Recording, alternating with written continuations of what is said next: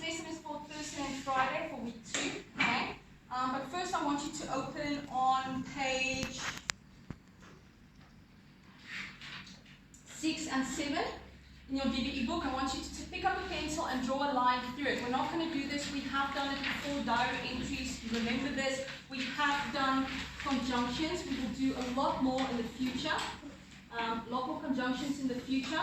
And then I want you to go straight to page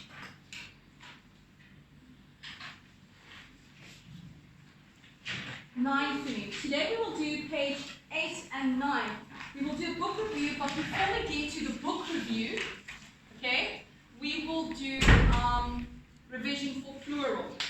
Okay, so are you done drawing a line through your book? Okay.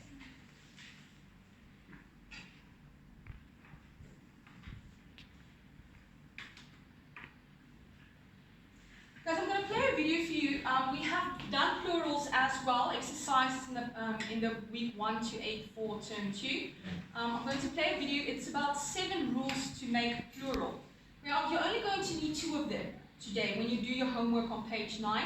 But just for revision, let's look at the video. Let's look at how you make plural for future, for revision in the future and for exercises coming up throughout the term.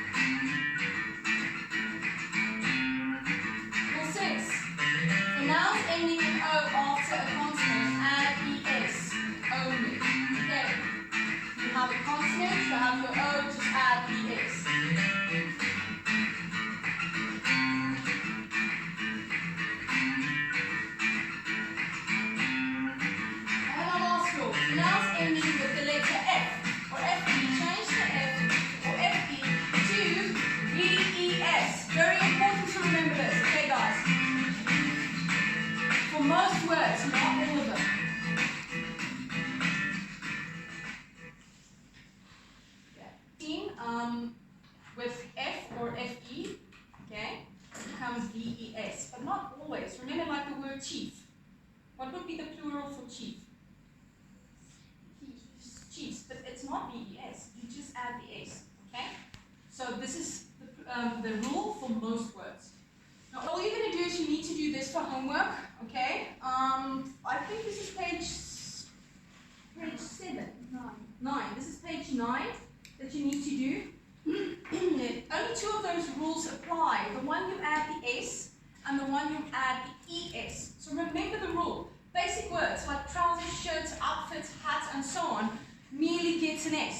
Am I right? What happens, okay, so you just add the S, but I want you to write the word again, okay? Then write the rule for me. You just add the S. What happens if a word ends with SH, CH, S, and X? What is it again? Add ES. Add ES, and that is what you have to write there for your rule. Now the work I really want to focus on today, because that's revision, is basically a book review that you're going to have to write.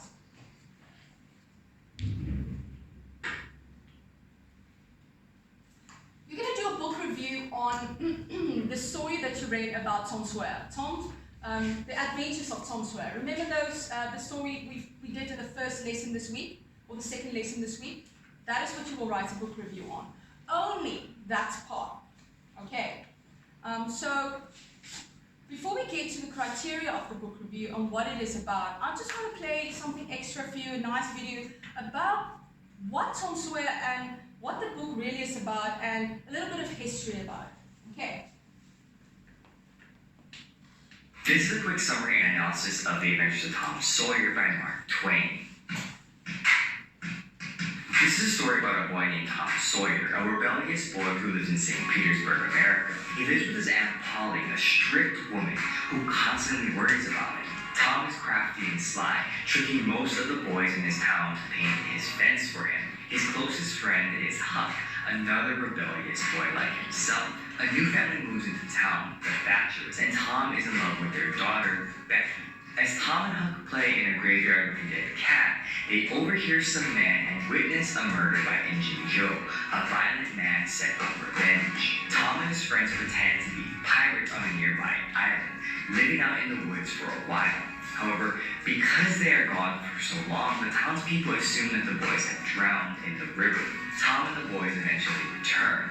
Tom wrestles on whether to tell anyone about Injun Joe, but he is then forced to testify in court, and Injun Joe runs away. As the manhunt for Injun Joe continues, Tom and Huck decide to search for buried treasure. However, they come across a haunted house, which is Injun Joe's hiding place. They overhear that he has buried the treasure in a secret location and try to follow him, but instead, Huck stops the murder of a widow. Tom takes Becky on a trip to a nearby cave and they get lost. Things look bad as they run out of food, but Tom finds a way out and saves Becky. Tom then tells Huck that the treasure is in the cave, and the two of them get it. They both become instantly wealthy. In the end, Huck struggles to the rich lifestyle while Tom enjoys the money but intends on being a classy thief.